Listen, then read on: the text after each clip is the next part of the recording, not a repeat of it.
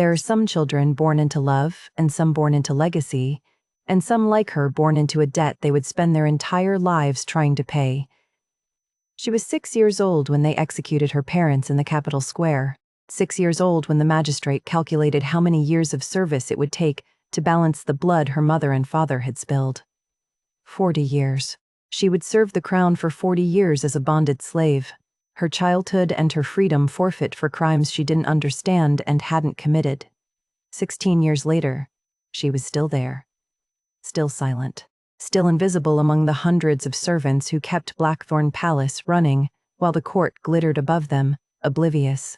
And she would have stayed invisible forever, just another nameless girl in gray linen, her hands stained with ink and her eyes trained on the floor, if the Alpha King's wolf hadn't recognized something in her that his human mind refused to see. King Theron Silverclaw had ruled the Northern Kingdom for 12 years with the kind of cold precision that comes from losing everything that matters before you're old enough to protect it. His parents murdered, his sister dead at 8 years old. His heart locked behind walls no courtier had ever managed to breach. He wasn't looking for a mate. He certainly wasn't looking for her. But fate, it seems, has a sense of irony. Because the girl his wolf claimed, the girl whose scent made him remember the worst night of his life, was the daughter of the traitors who had tried to destroy his family. And the man who sat at his right hand, whispering counsel and shaping policy, was the true architect of the coup that had stolen everything from both of them. Some secrets are buried so deep that exposing them will cost you everything, and some loves are so impossible that choosing them feels like treason. But this is a story about a girl who learned that the opposite of slavery isn't freedom, it's choice. And the man who learned that saving someone and loving them are not the same thing. It begins, as all great transformations do, with a single moment of recognition. And a ceremony neither of them would ever forget. The scribing room smelled of ink and old parchment and the cold stone that pressed in from every wall. Alara arrived before dawn, as she always did. The leather cuff on her left wrist caught the candlelight as she lit the lamps one by one. She didn't look at it. She never looked at it. 16 years of wearing the same mark. 16 years of being careful. She set her supplies on the long wooden table quills, fresh parchment, the small pot of black ink she'd mixed herself the night before. Her hands moved through the routine without thought. Transcribed the council minutes from yesterday. Prepared the dockets for today's sessions.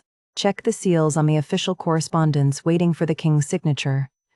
The king, she's the 500th, never spoken to him, never been close enough to. That was the point of being a bonded slave. You were furniture. Useful, well-maintained furniture that knew its place and didn't ask questions.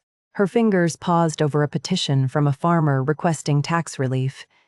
The handwriting was shaky, desperate. She read it twice, then set it in the priority stack. Someone should see this. Someone who could do something about it, not her. Never her. The memory came without warning, the way it always did. She was 6 years old again, standing in a locked tower room with bars on the windows. The square below was full of people. Her mother's voice calling her name. Her father's hands bound behind his back. The magistrate reading charges she didn't understand. Treason. Conspiracy. Murder. The blade fell twice. She'd screamed until her throat bled. No one came. Afterward, they brought her to a different room. Clean. Quiet. A woman in gray robes explained the kingdom's mercy. Ilara would live. But the debt, the blood her parents had spilled, the trust they had broken, that debt had to be paid. 40 years of service to the crown. 40 years to balance the scales. The woman had smiled when she said it, like it was a gift. Ilara was 22 now. 14 years left. 14 more years of waking before dawn and keeping her eyes down and writing other people's words in flawless script. 14 more years of the leather cuff in the scribing room and the careful, suffocating weight of being exactly what they expected her to be. Sometimes, late at night, she wondered what her wolf would have felt like. Other bonded servants talked about theirs. The presence inside them, fierce and wild and separate. A voice that was theirs, but not theirs. A strength that came from somewhere deeper than muscle and bone. Alara's wolf had never spoken.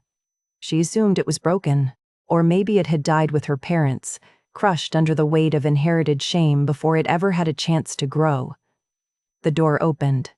Alara straightened instinctively, eyes dropping to the parchment in front of her.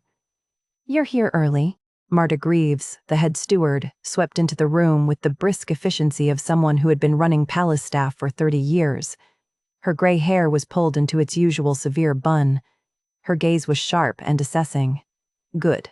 I have an additional assignment for you." Ilara's stomach tightened. Additional assignments were never good.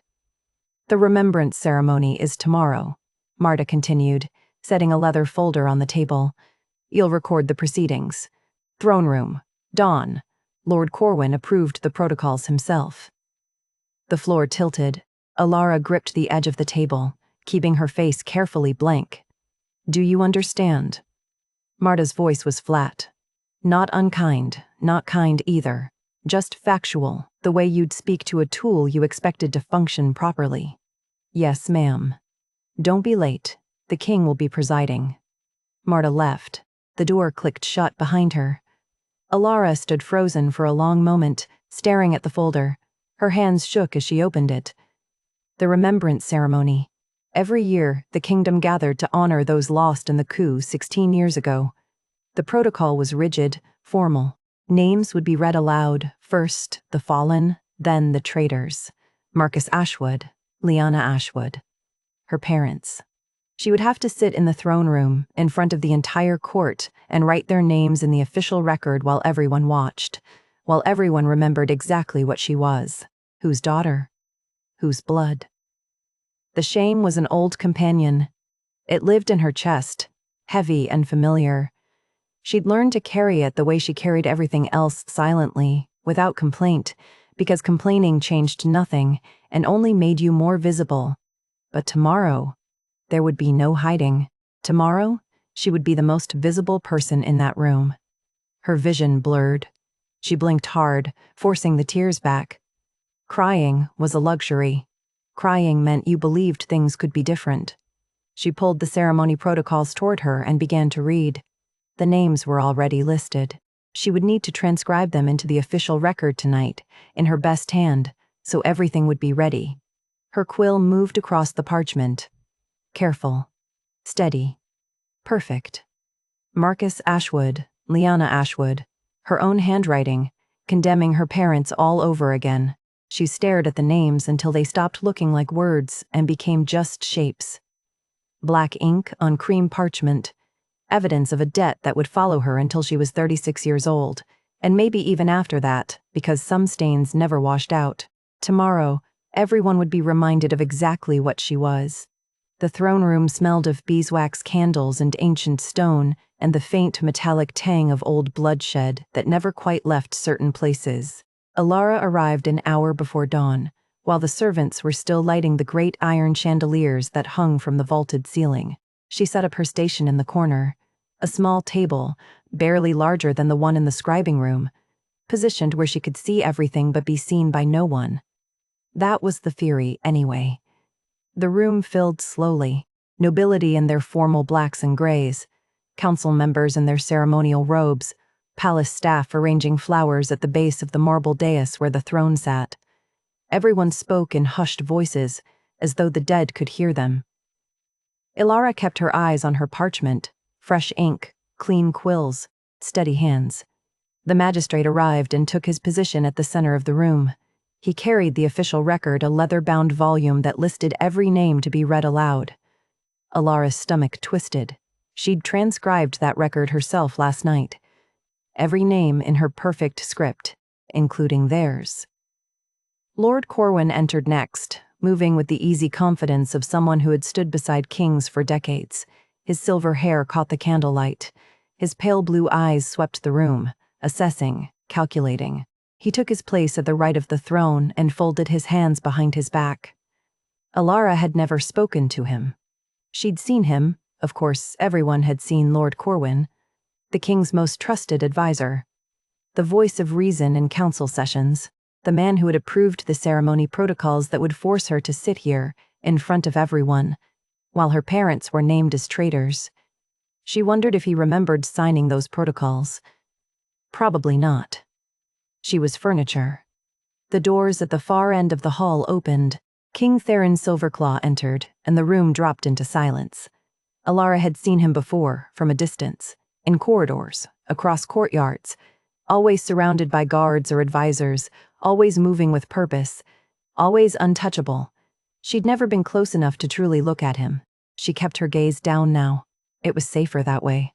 But she could feel him, the weight of his presence, the way the air in the room seemed to shift and tighten when he moved. He was tall, she knew that much, broad-shouldered, dark-haired, the kind of man who commanded attention without asking for it. He took his seat on the throne. The ceremony began. The magistrate's voice filled the room, formal and measured. He read the names of the fallen first. The innocent. The loyal servants of the crown who had died 16 years ago when traitors tried to burn the palace to the ground. Alara wrote each name in careful script. Her hand did not shake. The magistrate reached the end of the first list. He paused, letting the silence stretch. Then he opened the second volume, the one listing the guilty. Marcus Ashwood, the magistrate read. Lyanna Ashwood. The room went silent. Every eye turned to her. Alara kept writing. Her quill moved across the parchment, steady and sure, forming letters that looked nothing like the screaming chaos inside her chest. Marcus Ashwood, Lyanna Ashwood, her parents, her blood, her legacy. Shame burned through her like fever. She could feel their stares, hundreds of them, pressing against her skin, judging, remembering. The traitor's daughter. The girl who should have died with them but didn't. The debt that would never be fully paid. She finished writing the names, set down her quill, kept her eyes on the page. Across the room, something shifted. King Theron stood abruptly. The movement was so sudden, so unexpected, that several courtiers gasped. He stared at the corner where Alara sat, stared at her with an intensity that made her skin prickle with heat and cold all at once. His face had gone pale. His jaw was tight. His hands gripped the arms of the throne like he was trying to anchor himself to something solid. And his eyes, those storm-gray eyes that she'd never been close enough to see before, they were locked on her like she was the only person in the room. "The ceremony is concluded," Theron said. His voice was rough, strained. "You are dismissed." Confused whispers rippled through the crowd. The magistrate looked up from his records, startled. "Your Majesty, there are still dismissed." The word was not shouted. It didn't need to be. The command in it, the alpha authority that made every wolf in the room flinch instinctively, was absolute. The court began to disperse, slowly at first, then faster, as though no one wanted to be the last person to leave. Alara gathered her supplies with shaking hands. She just needed to get out, get back to the scribing room, disappear before, wait. The voice was directly behind her. She froze. Boots on stone, the scent of pine and leather and something darker, something that made her pulse spike for reasons she couldn't name. He was close, too close. She could feel the heat of him at her back. "Your name," he said quietly. Her throat closed. She forced the words out. "Alara Ashwood, Your Majesty." Silence. Then, softer, "Look at me." It wasn't a request, but there was something beneath the command. Something raw and confused and almost desperate. She turned slowly, lifted her gaze, and met the eyes of the Alpha King. Up close, he was devastating. Sharp jaw, broad shoulders, the kind of controlled power that came from years of holding a kingdom together through sheer will. But his eyes, those gray eyes that should have been cold, were wide with something that looked like recognition. Like he'd seen a ghost and couldn't decide whether to run from it or toward it. "You," he whispered. Then, louder, as though testing the word, "you." Alara didn't understand. She'd never spoken to him, never been anywhere near him. She was 6 years old the last time anything significant happened in her life, and she'd spent that night locked in a tower room, screaming for parents who would never come back. Whatever he thought he saw in her, he was wrong. "Report to my private study tomorrow morning," Theron said. His voice had gone flat, carefully controlled. "I require a personal scribe." Her stomach dropped. "Your Majesty, Dawn. Do not be late." He turned and walked away, his cloak sweeping behind him. Lord Corwin fell into step beside him, casting one sharp, assessing glance back at Alara before they disappeared through the far doors. The throne room emptied. Alara stood alone in the corner, her supplies scattered on the table, her pulse hammering in her throat. The king had looked at her like he recognized her. But that was impossible. She was 6, and the fury in his eyes, she knew what happened to people who reminded kings of their pain. Alara arrived at the king's private study at dawn, as ordered. Her hands were steady, her pulse was not. The door was already open. She paused at the threshold, unsure whether to knock or enter or run back down the corridor and disappear into the servant quarters where she belonged. Before she could decide, his voice came from inside. "Come in." She stepped through. The study was smaller than she'd expected. Wood-paneled walls lined with books and maps, a large desk positioned near windows that overlooked the training grounds. The scent of leather and pine filled the space, clean and sharp, and unmistakably his. King Theron stood with his back to her, looking out at the grounds below. He didn't turn. Close the door. She did. The click echoed louder than it should have. "You'll work at that table." He gestured to a smaller desk positioned against the far wall, still not looking at her. "Organize the correspondence. Transcribe the council minutes from yesterday's session. Check the seals on any documents requiring my signature." His voice was flat, controlled, nothing like the raw shock she'd heard in the throne room. "Yes, Your Majesty. If you have questions, ask them. If you make an error, correct it immediately. I do not tolerate carelessness." "Yes, Your Majesty." Finally, he turned. His gray eyes met hers for a single, devastating moment, and she saw it again. That recognition, that fury barely contained beneath the surface of his composure. Then he looked away, dismissing her without another word. Alara moved to the smaller desk and began to work. The days that followed developed a pattern. She arrived at dawn. He was already there. They worked in silence, her at the small desk, him at the larger one, the space between them charged with something she didn't have words for. He never spoke unless it was to give her an instruction or correct a mistake she hadn't made. He watched her constantly. She felt his gaze even when her back was turned, tracking her movements with an intensity that made her skin prickle. She tried to make herself smaller, quieter, more efficient, tried to prove she wasn't a threat, wasn't worth whatever anger he was holding back. On the third morning, he asked if she'd eaten breakfast. Alara's quill paused over the parchment. "I'm fine, Your Majesty." That wasn't the question. She hesitated. "No, Your Majesty." He said nothing for a long moment. Then he stood and crossed to the door, speaking briefly to someone in the corridor. When he returned to his desk, he didn't look at her. 20 minutes later, a servant brought bread and cheese and tea, 2 plates, not 1. Theron gestured to the food on her desk without a word. Alara stared at it, confused. Then she ate, because refusing would draw more attention than accepting. The next morning, there was breakfast waiting when she arrived. On the 5th day, she was transcribing a petition when he moved too quickly, rising from his desk to retrieve a map from the shelf behind her. She flinched. Hard. Her quill skittered across the parchment, leaving an ugly black streak. Theron froze. His hand hovered near the shelf, inches from her shoulder. "I'm sorry," she whispered. Her voice shook. "I'll rewrite it. I'm sorry." He said nothing. But after that, he moved differently around her. Slower, more deliberately. As though she were something fragile that might shatter if he startled her again. Alara didn't understand it. Any of it. By the end of the first week, the silence between them had shifted. It was still tense, still heavy with unspoken things, but the sharp edge of his anger had dulled into something more complicated. He asked her questions, sometimes small ones, carefully neutral. Had she worked as a scribe for long? Did she prefer correspondence or record-keeping? What did she think of the petition from the farmers in the Northern Territory? She answered carefully, keeping her voice soft and her opinions absent. But once, when he asked about the Northern petition, she'd looked up without thinking and said, "They're right. The tax is too high for that soil quality. They'll lose their land within 3 years if it's not adjusted." Theron had stared at her.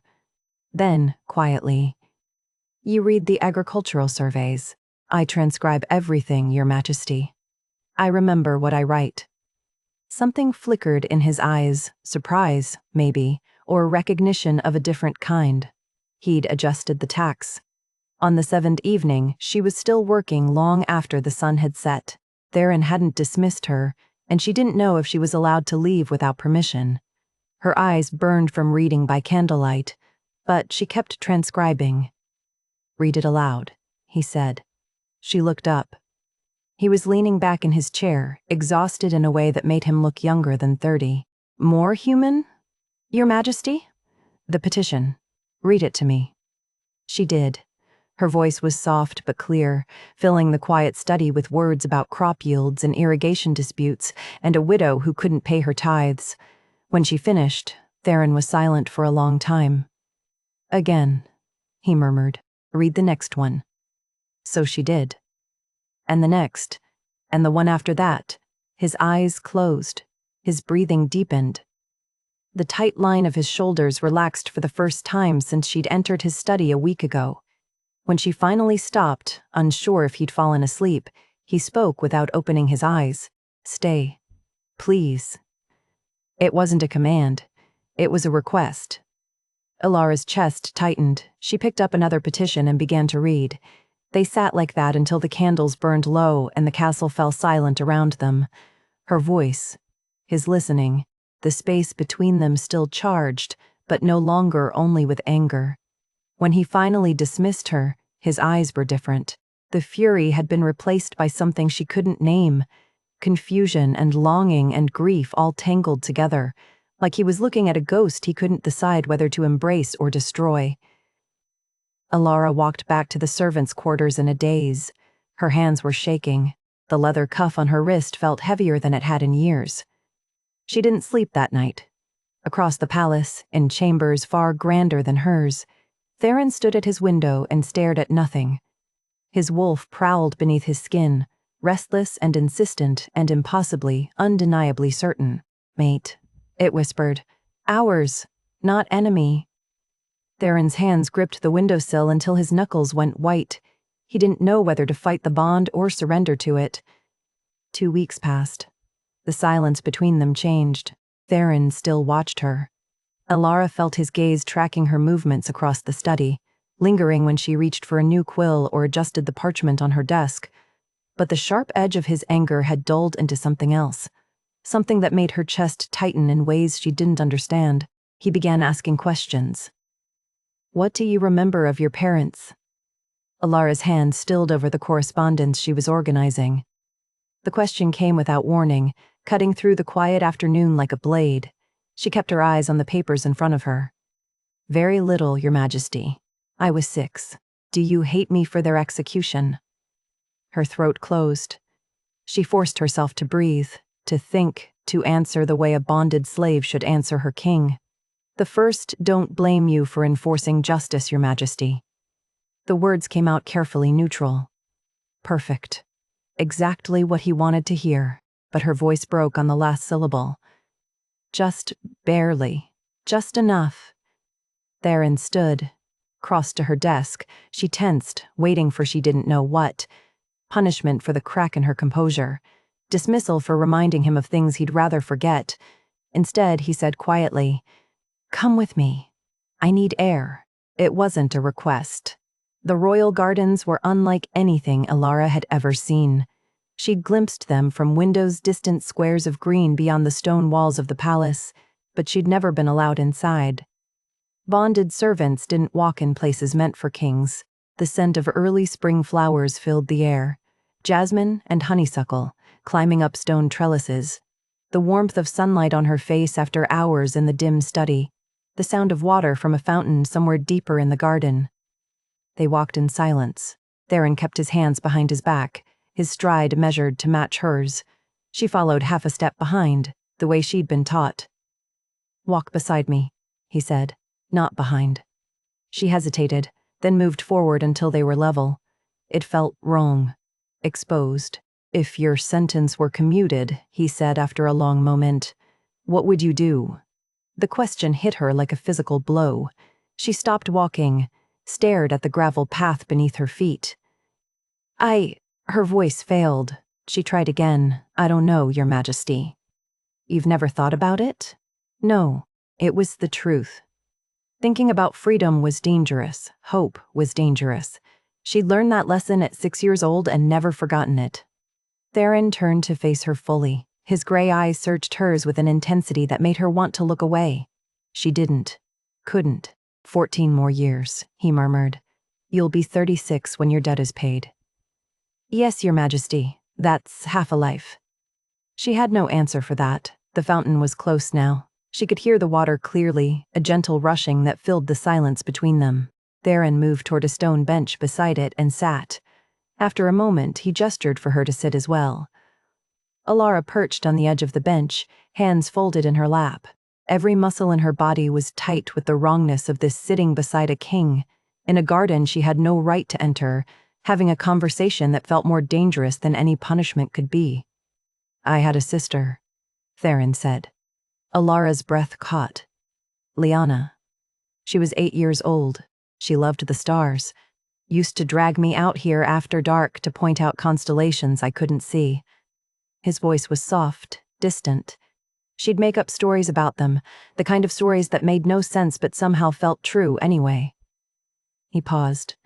Alara waited, afraid to move, afraid to breathe. She died the night your parents led the coup. A blade found her in the chaos. I carried her out of the burning East Wing myself. The grief in his voice was raw, unguarded. Nothing like the cold control he wore in court. This was the private self he kept hidden, softer. Wounded, still bleeding from a loss 16 years old. I still hear her laugh sometimes, he whispered. In empty corridors. When the palace is quiet. Alara's eyes burned. She blinked hard, forcing the tears back. I'm sorry, she managed. The words were inadequate, worthless. But they were all she had. Theron looked at her, really looked at her, in a way that made her feel stripped bare. Every careful wall she'd built laid open before him. It wasn't your fault, he said. 4 words. Simple, true. They broke something inside her chest. They returned to his chambers as the sun set. Alara's mind was still in the garden, still caught on the sound of his voice saying her parents' crime wasn't hers to carry. She barely noticed the temperature dropping until Theron draped his cloak around her shoulders. The weight of it settled over her like a shield. Warm, heavy, smelling of pine and leather and him. She turned, startled. Your Majesty, I can't. You're shivering. It's not appropriate. Keep it. His hands lingered on her shoulders for a moment too long. His gaze dropped to her face, studying her with that same intensity from the garden, like he was trying to solve a puzzle he didn't have all the pieces to. A knock at the door shattered the moment. Theron stepped back. Alara clutched the cloak tighter, suddenly cold despite its warmth. Enter. Lord Corwin swept into the room, arms full of documents. His pale blue eyes flickered to Alara, to the cloak around her shoulders, back to Theron. Something shifted in his expression, subtle, calculating. Urgent correspondence from the northern border, Your Majesty. The Council requires your review before tomorrow's session. Theron took the papers. Corwin's gaze lingered on Alara for another beat, assessing. Then he bowed and left. You're dismissed, Theron said quietly. Keep the cloak. Alara walked back to the servants' quarters in a daze. The cloak pooled around her feet, far too large, wrapping her in warmth she had no right to. Other servants stared as she passed, whispered. She ignored them. In her tiny room, barely larger than a closet, shared with 3 other bonded servants, she folded the cloak carefully and laid it on her narrow bed. The fabric still held his scent. Something stirred inside her chest. Deep, primal. A presence she'd thought was dead. Her wolf. It didn't speak in words. It spoke in sensation, warmth blooming beneath her ribs, a pull toward something she couldn't name, a recognition that terrified her more than any punishment ever had. Safe. His. Ours. Alara pressed her hands to her chest, trying to breathe through the panic. This couldn't be happening. This couldn't be real. She was falling in love with the king, the one person in the world she could never have, and the one person whose world she'd already destroyed once. 3 days passed. Ilara tried to keep her distance. She failed.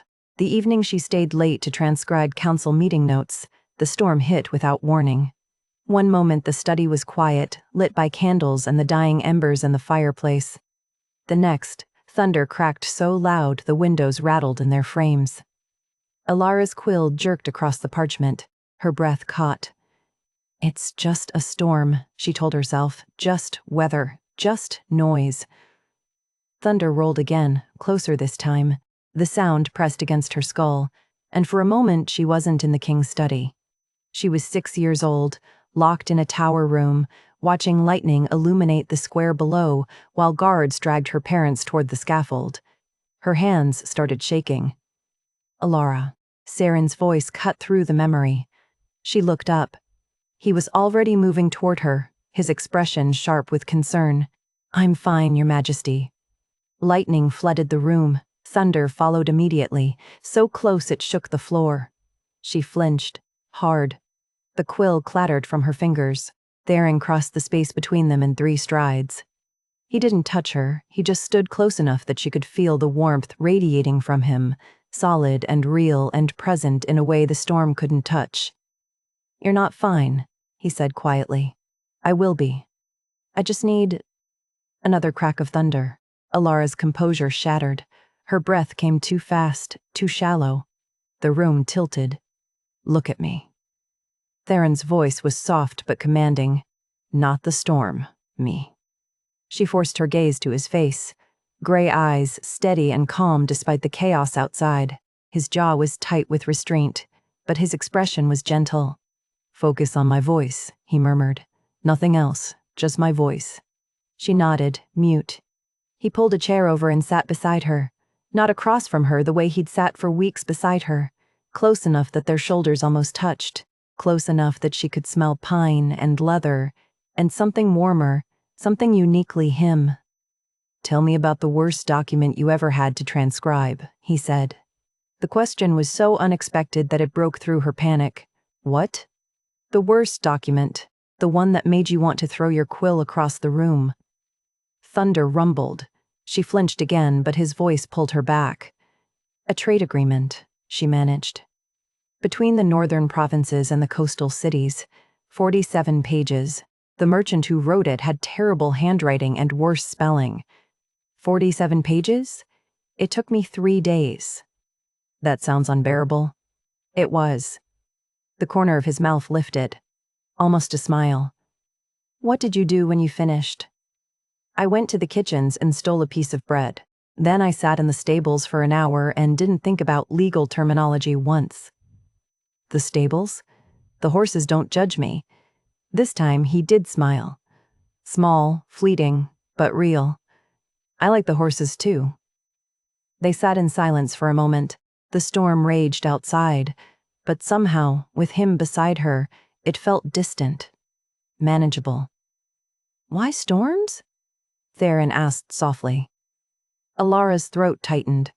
She shouldn't answer, shouldn't give him pieces of herself that could never belong to him. But the words came anyway. "They arrested my parents during a storm. I was in our quarters when the guards came. They locked me in a room upstairs and Her voice cracked. "I watched through the window. Lightning kept lighting up the square. I saw everything." Theron went very still beside her. "I'm sorry," she whispered. "I shouldn't have. Don't." His hand moved, hovering near hers on the desk but not quite touching. "Don't apologize for surviving something that should never have happened to a child." The kindness in his voice broke something inside her. Tears burned behind her eyes. She blinked them back. "I'm tired," Theron said after a long moment. His voice was raw, stripped of the formal control he wore like armor. "I'm so tired of being alone." Ilara's breath stopped. "Every day, I wake up and put on this crown and make decisions that affect thousands of lives, and at the end of it all, I come back to empty chambers and wonder what the point of any of it is." He turned to face her fully. "And then you walked into my study, and for the first time in 12 years, my wolf stopped searching." Her chest ached. Your Majesty, Theron. The word was barely a whisper. When it's just us, call me Theron. She shouldn't. It was too intimate, too dangerous, but his name tasted like hope on her tongue. Theron. His eyes darkened. He lifted his hand slowly, giving her time to pull away, to refuse, to remember all the reasons this couldn't happen. She didn't move. His fingertips brushed her jaw, gentle, reverent, like she was something precious instead of something broken. Alara leaned into the touch before she could stop herself. Her eyes closed. His thumb traced the line of her cheekbone, and she felt the touch everywhere in her chest, in her throat, in the hollow space behind her ribs where her wolf had been silent for so long. Want, her wolf whispered. Need, his. Alara. Her name in his voice was a prayer and a question and a confession all at once. She opened her eyes. He was so close. Close enough that she could see the flecks of silver in his gray eyes, the tension in his jaw, the way his gaze dropped to her lips and stayed there. The space between them disappeared. His breath ghosted across her skin. Her pulse hammered in her throat. She could feel the heat of him, the barely controlled restraint, the way his whole body leaned toward hers like gravity had shifted, and she was the only solid thing left in the world. 1 more inch. That was all it would take. A knock shattered the moment. Theron pulled back instantly, his hand falling away from her face. Alara gasped, suddenly cold where his warmth had been. Your Majesty. A servant's voice, urgent and apologetic. Lord Corwin requires your immediate presence in the council chamber. He says it cannot wait. Theron closed his eyes, his jaw clenched. When he spoke, his voice was rough. Tell him I'll be there momentarily. Footsteps retreated down the corridor. Theron stood, looked down at her. His expression was torn between longing and duty, and something that looked like desperation. Stay, he said quietly. Until the storm passes, please. Then he left. Alara sat alone in his study, her body still trembling from the almost of it all. Her fingers pressed against her jaw where he'd touched her, trying to hold on to the warmth that was already fading. Her wolf howled inside her chest, wild and wanting and furious at the interruption. Mate, want, need. Alara buried her face in her hands and tried to breathe. This had to stop. She couldn't let it go any further. She couldn't let him sacrifice his duty, his reputation, his future for a traitor's daughter who would never be anything more than a debt paid in service. Tomorrow, she would request reassignment. Tomorrow, she would put distance between them before this destroyed them both. Tomorrow. But tonight, alone in his study with the storm raging and his scent still clinging to her skin, she let herself imagine just for a moment what it would have felt like if that knock had never come. The summons came at dawn, before Alara could gather the courage to request reassignment. 2 guards appeared at the servants' quarters, their expressions grim. They didn't speak. They didn't need to. Alara recognized the look she'd seen it the morning her parents were arrested. The council requires your presence immediately. Her legs nearly gave out. She followed them through the palace corridors, her mind racing. Had someone seen her with the king's cloak? Had she made a mistake in her transcriptions? Had Theron changed his mind and decided she was too dangerous to keep close? The council chamber was already full when she arrived. Every seat occupied, every face turned toward her. The scent of old wood and fear filled the room, sharp and metallic on her tongue. Theron sat at the head of the table, his jaw tight, his eyes locked on her with an intensity that made her chest ache. Lord Corwin stood beside him, silver hair gleaming in the morning light, holding a leather folder. Alara Ashwood, Corwin said, his voice carrying easily through the chamber. You have been brought before this council to answer charges of treason against the crown. The world tilted. Alara's fingers dug into the leather cuff on her wrist, the only solid thing left in a room that had suddenly stopped making sense. What? The word came out barely a whisper. Corwin opened the folder and withdrew a stack of letters. These were discovered in your quarters during a routine inspection. Letters written in your hand, detailing meetings with known rebel sympathizers in the lower city. Correspondence proving you have been gathering intelligence on the king's movements, his security protocols, and the palace guard rotations. He spread the letters across the table. Alara stared at them, her vision blurring, her handwriting, her script. Dates, locations, names she'd never heard, plans she'd never made. I didn't. Her voice broke. I've never written those. The evidence is clear. Corwin's tone was regretful, almost sorrowful. You have been working to complete your parents' mission, to assassinate the king and destabilize the kingdom.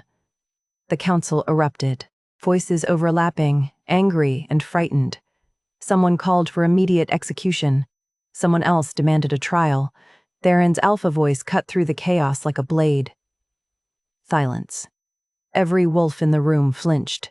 The noise stopped instantly. Theron stood, his hands braced on the table, his gaze never leaving Alara's face. I will examine the evidence myself. Your Majesty, Corwin said carefully, with respect, the law is clear. Any person credibly accused of treason against the crown must be detained pending trial. We cannot risk, I said, I will examine the evidence. And you shall. But the law does not permit exceptions, even for the king.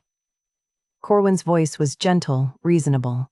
If we do not follow our own laws, we are no better than the traitors who tried to destroy us 16 years ago. Murmurs of agreement rippled through the council. Theron's expression was stone, but Alara saw the muscle jump in his jaw.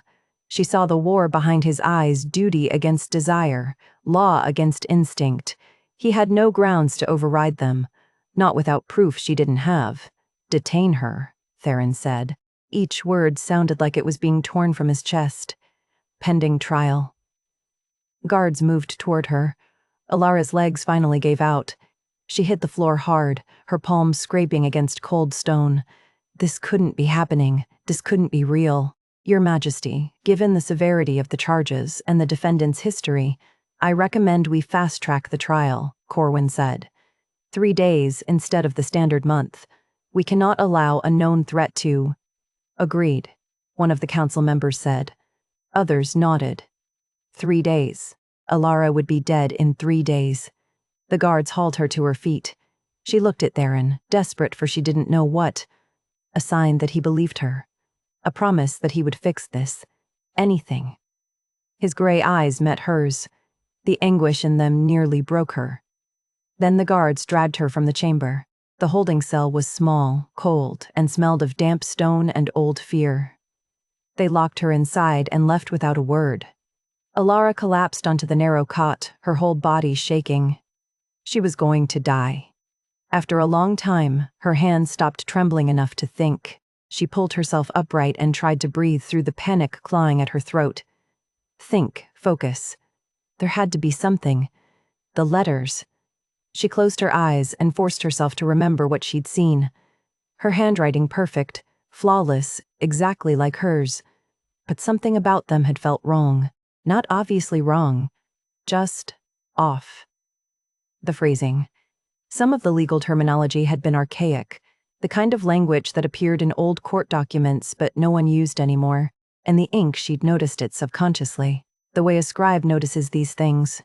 The formulation was slightly different from what the palace currently used. Older. Like it had come from archives. Someone with access to old records had created those letters. Someone who worked closely with documentation and knew her handwriting well enough to forge it. A scribe would notice these things. Or someone who worked closely with scribes. Her mind turned to Corwin, standing beside Theron's throne, holding that leather folder like a weapon. Corwin, who had approved the remembrance ceremony protocols. Corwin, who had interrupted them during the storm. Corwin, who had been watching her with those cold, assessing eyes since the first day she'd entered Theron's study. But she had no proof, no voice, no way to reach Theron before the trial that would end with her execution. She was alone. Across the palace in chambers Alara would never see again, Theron stood at his desk and stared at the forged letters spread before him. His hands shook as he picked them up one by one, examining them with a desperation that bordered on feral. His wolf snarled inside his chest, clawing at his mind, demanding action he couldn't take. The law bound him as surely as chains. Without proof of her innocence, he had no authority to override the council's decision. 3 days. He had 3 days to find something, anything that would save her. The letters were perfect. Too perfect. But where was the flaw?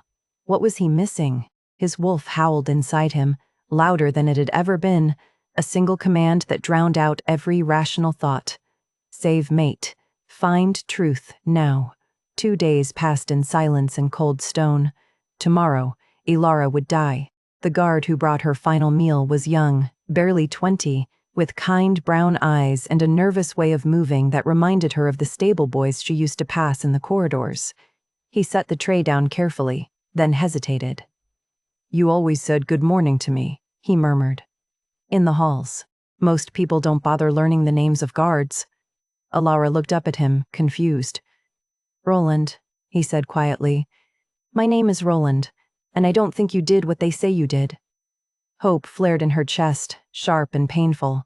She crushed it immediately. Hope was more dangerous than despair. It doesn't matter what you think. The evidence. I know what evidence looks like when it's been planted. Roland glanced at the door, then back at her. "My father was a forger. Before they hanged him for it, he taught me how to spot the work." He reached into his coat and pulled out a folded piece of parchment and a small vial of ink, set them on the stone floor beside her cot. "You were always kind to me when no one else bothered. Let me return the favor." Then he left before she could thank him. Ilara stared at the parchment for a long time. Her hands shook as she unfolded it. What could she possibly say? What good would words do now? But if she was going to die at dawn, she would not die silent. She dipped her finger into the ink. No quill. But she'd make do and began to write. The words came slowly at first, then faster. A confession of love she'd never been allowed to speak aloud. Gratitude for the weeks in his study, for the way he'd looked at her like she was something more than her parents' legacy, for the cloak that still smelled like pine and safety, for the almost kiss during the storm that had shown her what it felt like to be wanted instead of tolerated. Her wolf stirred inside her chest, finally finding its voice after 16 years of silence.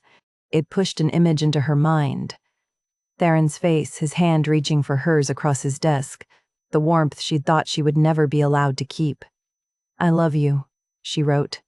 "I think I started loving you the moment you asked if I'd eaten, like my hunger mattered. Like I mattered." Then, because she was a scribe, and scribes noticed details others missed, she added the observation that had been circling her mind for 2 days. The forged letters use archaic legal phrasing that only appears in pre-coup court documents. The ink formulation matches palace archives from 16 years ago. Whoever created them had access to old records and intimate knowledge of documentation practices. "Please, Theron. Check Corwin's records. Check his handwriting against the coup investigation files. Something is wrong. I can feel it." She signed it simply, Ilara. Roland returned an hour later. She pressed the letter into his hands and whispered, "Please, get this to the king, tonight." He nodded once and disappeared into the darkness. Ilara lay back on the narrow cot and closed her eyes. She'd done everything she could. Now she could only wait for dawn. Theron received the letter an hour before midnight. He'd been sitting at his desk, surrounded by the forged evidence, searching for a flaw he couldn't find. Every instinct screamed that Ilara was innocent, but instinct wasn't proof. Instinct wouldn't save her from the scaffold. When the guard knocked and handed him the folded parchment, Theron's hands trembled as he broke the seal. The first lines broke him. "I love you. I think I started loving you the moment you asked if I'd eaten, like my hunger mattered. Like I mattered." He couldn't breathe, couldn't think past the roaring in his chest. His wolf clawed at his ribs, howling her name. Then he forced himself to keep reading, past the confession, past the gratitude, to the observation at the end that made his blood run cold. Archaic legal phrasing, pre-coup documents, palace archives, Corwin's records. Theron was on his feet before conscious thought caught up to his body. He tore through his private study, pulling every coup-era document from the locked cabinet where they'd been stored for 16 years. Investigation reports, financial ledgers, council minutes. He spread them across his desk with shaking hands and grabbed the forged letters for comparison. There, in the margin of the original coup investigation report, Corwin's handwriting the same elegant script Theron had seen on 1,000 council documents, the same archaic phrasing, the same ink formulation that had been standard 16 years ago but hadn't been used in the palace for over a decade. Theron's vision tunneled. He pulled more documents. Corwin's financial reports, treasury records spanning 20 years. Embezzlement. Systematic, meticulous embezzlement hidden in line items and falsified receipts. Funds diverted to accounts that didn't exist. Money that should have gone to northern border defenses, to the city guard, to infrastructure, all of it siphoned away by a man who had sat at Theron's right hand for 12 years. And deeper. Older records. Evidence that had been dismissed during the original coup investigation because it pointed in the wrong direction. Away from Alara's parents, towards someone with access to the royal wing, someone who knew the guard rotations, someone who had been in the palace for decades. Alara's parents hadn't been the masterminds. They'd been patsies, convenient scapegoats with access to the East Wing and no political power to defend themselves. The coup had been Corwin's, all of it. Theron's parents surviving had been an accident, his sister's death. His beautiful, bright sister who loved the stars had been collateral damage Corwin had accepted as the cost of seizing power. The rage that filled Theron was white-hot and absolute. His wolf surged forward, snarling, demanding blood. But beneath the rage was something colder, sharper. Evidence. Undeniable, meticulous evidence. He called for his most trusted guards, men who had served his family since before the coup, men whose loyalty was beyond question. He showed them everything, every document, every forged letter, every embezzled coin. "Arrest Lord Corwin," Theron ordered. "But do it quietly. I want him to think his plan succeeded until the moment I expose him in front of the entire kingdom." The guards saluted and left. Theron gathered the evidence, every piece, every proof, and ran. The palace was still dark. The execution was set for dawn. He had maybe an hour, maybe less. His wolf howled inside him, feral and desperate. Save mate. Save her. Now. Theron burst through the palace doors into the cold pre-dawn air, evidence clutched in his hands, and raced toward the courtyard where the scaffold waited. The first light of dawn was breaking over the palace walls. They came for Alara as the first light touched the palace walls. She didn't fight, didn't weep, didn't beg. She let them lead her from the cell, her wrists bound in iron chains that bit into her skin with every step. The cold morning air hit her face as they brought her into the courtyard, and she could smell the fear and anticipation of hundreds of people gathered to watch a traitor die. The execution platform stood in the center of the courtyard, raised high enough that everyone could see. Alara climbed the steps with steady legs, her chin lifted, her eyes forward. If she was going to die, she would die with whatever dignity a traitor's daughter could claim. The executioner waited at the top, a large man in black, his face covered, his blade gleaming in the sunrise. He positioned her at the center of the platform, hands still chained, and stepped back. From the council gallery, Lord Corwin watched with pale blue eyes that showed nothing but satisfaction. Alara looked out at the crowd. Hundreds of faces.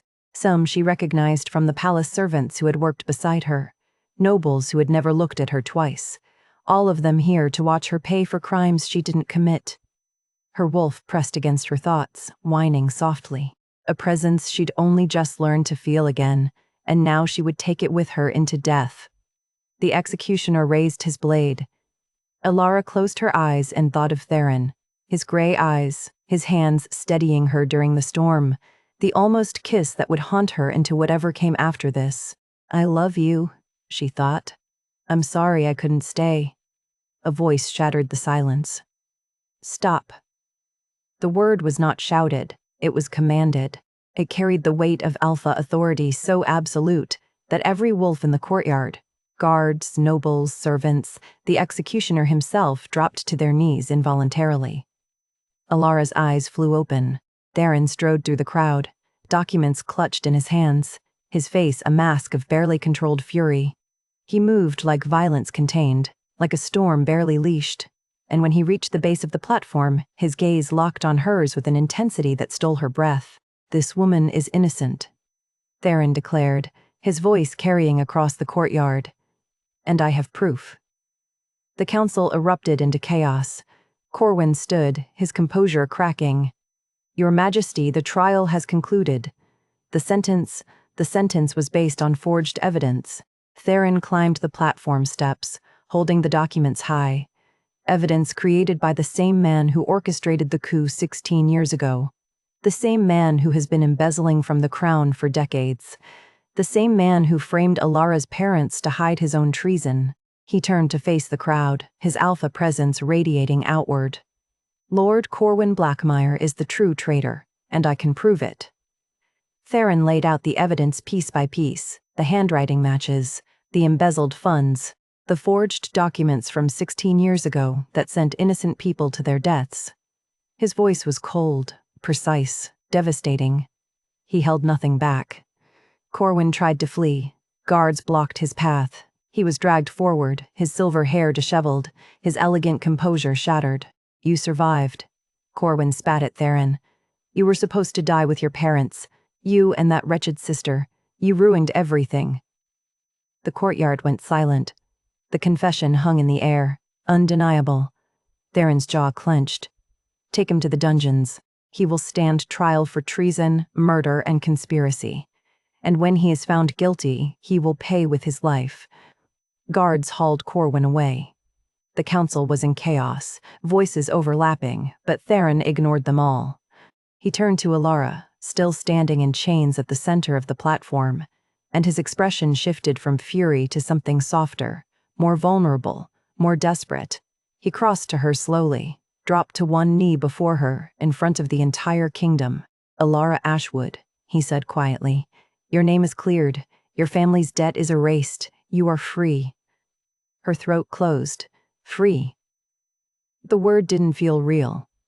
"But I need to ask you something." Theron looked up at her, his gray eyes holding hers. "If I free you now, if I give you back everything that was stolen from you, will you stay? Not as my scribe, not as my servant, as my equal, as my mate, as my queen." The crowd went utterly silent. Alara stared at him, tears streaming down her face, her whole body shaking. The question was everything. The question was the only thing that mattered. "If I stay," she whispered, her voice breaking, "do I stay as a woman who chooses you, or as one who has no other choice?" Theron's expression cracked. He reached up and unlocked her chains himself, letting them fall to the platform with a heavy clang. Then he bared his neck to her, an alpha king offering his throat to a bonded slave in a gesture of submission so profound it defied every tradition of their world. "You have every choice," he said. "You could walk away from this platform and never see me again, and I would let you go. Or you could stay, and let me spend the rest of my life proving that you were never a burden to carry, that you were always the gift I was too blind to see." Alara's wolf surged forward, wild and wanting, and finally free. She stepped forward, dropped to her knees in front of him, and bit his neck first. The bond exploded between them like lightning. The claiming bite sent power surging through the bond like wildfire. Alara gasped, her knees buckling, and Theron caught her before she fell. His arms wrapped around her, solid and warm, and for the first time in 16 years, she felt completely safe. The crowd erupted. Some cheered, some wept, some stood frozen in shock at what they'd just witnessed. An alpha king claiming a bonded slave as his equal in front of the entire kingdom. Theron lifted his head from her neck, his gray eyes blazing. Blood marked his lips hers. The claiming bite throbbed where she'd marked him, and she could feel the bond settling into place between them, warm and unbreakable. "Mine," his wolf rumbled through his voice. "Ours," Alara whispered back. He kissed her then, in front of everyone. Not gentle, not careful. A kiss that tasted like copper and promise and the end of being alone. When he finally pulled back, he turned to face the crowd, keeping Alara tucked against his side. "The council will convene immediately," he declared. "We have work to do." The throne room had never felt so full. Every council seat occupied, citizens packed into the gallery above, whispers echoing off the stone walls. Alara stood beside Theron's throne, not behind it, not below it, but beside it, and tried to believe this was real. Theron addressed the council with the same authority he'd used on the scaffold, but there was something different now. Lighter. Like a weight he'd been carrying for 12 years had finally lifted. "Lord Corwin's treason has exposed systemic failures in our kingdom," he said. "Failures that allowed an innocent family to be destroyed. Failures that enslaved a child for crimes she did not commit. These failures end today." He laid out the reforms one by one. The blood debt law abolished, effective immediately. All children serving inherited sentences pardoned without condition.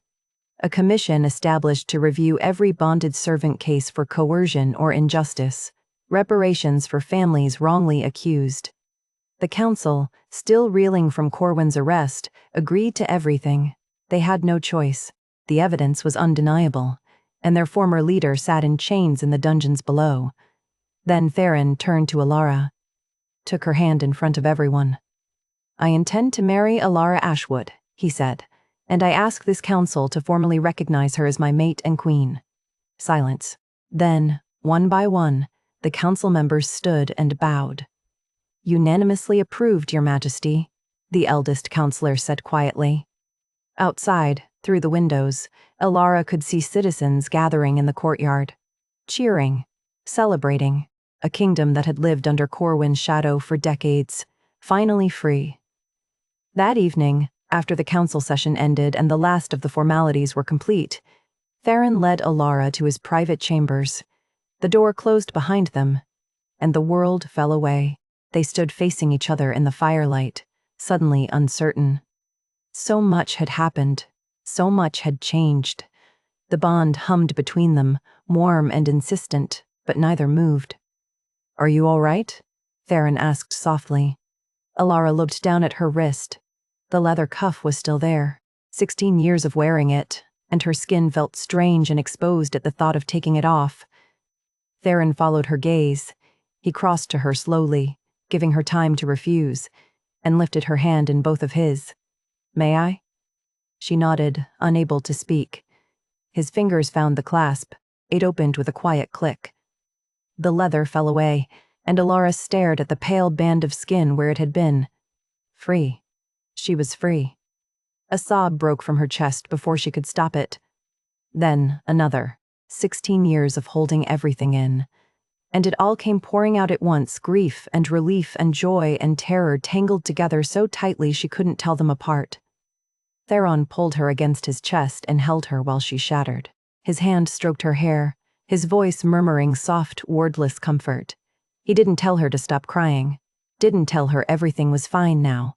He just held her and let her break.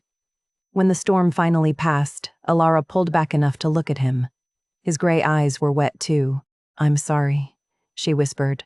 "I don't know why I don't." He cupped her face in his hands, thumbs brushing away her tears.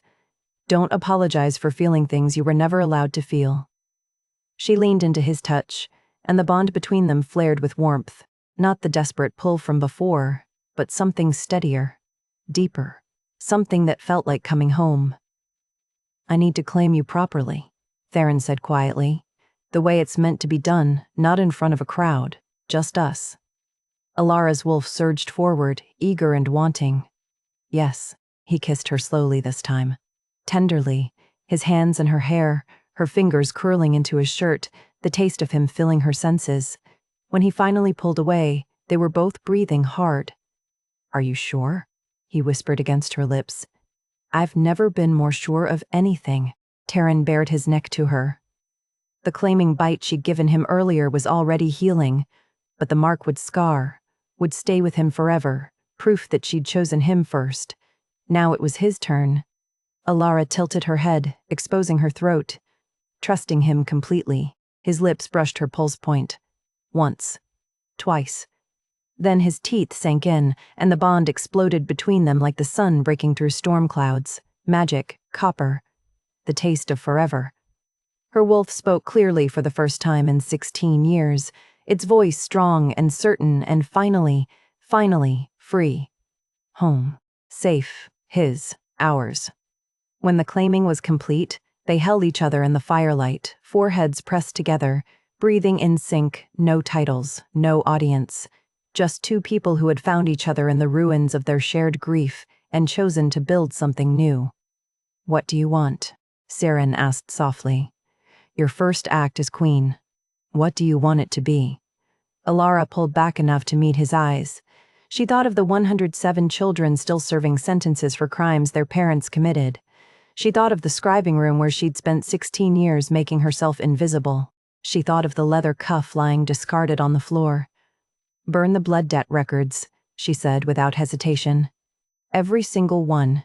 No one should inherit their parents' sins ever again." 3 years later, the garden was in bloom.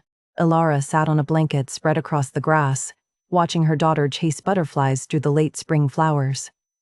Liana was 3 years old now, bright and fearless, with her mother's amber eyes and her father's steady determination. She squealed with delight as a white butterfly landed on her outstretched hand, then flew away before she could catch it. "Mama, look," Liana called, pointing at the fountain where more butterflies clustered around the water. "I see them, little star," Alara said, smiling. The garden had changed since that first walk with Theron. It was smaller now, more intimate, tucked away from the formal palace grounds. A place just for them. No servants, no council members, no pressure to perform the roles they'd been given. Just family. Theron appeared from the palace carrying a tray with tea and small cakes. He'd sent the kitchen staff away an hour ago, insisting he could manage on his own. Alara watched him cross the grass toward her, his movements easy and unhurried, and her wolf hummed with contentment. "Mine. Ours. Home." He set the tray down and settled beside her, close enough that their shoulders touched. Physical contact that no longer felt stolen or forbidden, just natural. "Roland brought these from the kitchens," Theron said, gesturing to the cakes. "He says Liana asked for them specifically." Alara smiled. Roland, the guard who had smuggled her the parchment that saved her life, now worked as head of palace security. He'd been the first person Alara pardoned when she became queen. 127 children had been freed that day, their inherited sentences erased. Some had left the palace. Many had stayed, choosing to serve because they wanted to, not because they had to. The servant quarters had been converted to free worker housing. The blood debt law had been burned along with every record of sentences served and debts calculated. Corwin had died in prison 2 years ago. His name struck from the kingdom's history, and Alara was queen. She still couldn't quite believe it some days. The girl who had spent 16 years making herself invisible now sat in council meetings and signed royal decrees and walked through the palace with her head held high. The leather cuff was gone. The shame was gone. The debt was paid not through service, but through the simple truth that she had never owed it in the first place. Liana ran back to them, breathless and laughing. She climbed into Theron's lap and demanded a story. "What kind of story?" Theron asked, brushing grass from her dark hair. "A princess story," Liana declared, "with wolves and true love." Alara caught Theron's eye. He smiled at her, the private smile he saved just for her, and she felt the bond hum between them, warm and steady and unbreakable. "I have a story," Alara said, pulling Liana close. "Once, there was a girl who believed she was born to carry someone else's shame." Liana settled against her chest, listening with wide eyes. Theron's hand found Alara's, their fingers intertwining naturally. "But she was wrong," Alara continued softly, "because she wasn't born to carry anything except her own heart. And when she finally learned that, she found something she thought she'd lost forever. She found home." The sun set over the garden, turning everything golden. The flowers, the fountain, the three of them together on the blanket. A family built from the ruins of grief and the choice to believe that love could be stronger than inherited pain. Liana yawned, her eyes already closing. Did they live happily ever after? Alara looked at Theron, at their daughter sleeping peacefully between them. at the kingdom they'd built together where freedom was a right, not a privilege, and love was a choice, not a chain. Yes, little star, she whispered. They did. Thank you so much for listening to Alara and Theron's story. If it moved you, I'd love to hear your thoughts in the comments below. And if you enjoyed this journey, there are more stories waiting for you. Sometimes the most powerful love stories are the ones that remind us we were never meant to carry the weight of someone else's past. Until next time, may you always remember, you are not your parents' mistakes, and you are worthy of being chosen.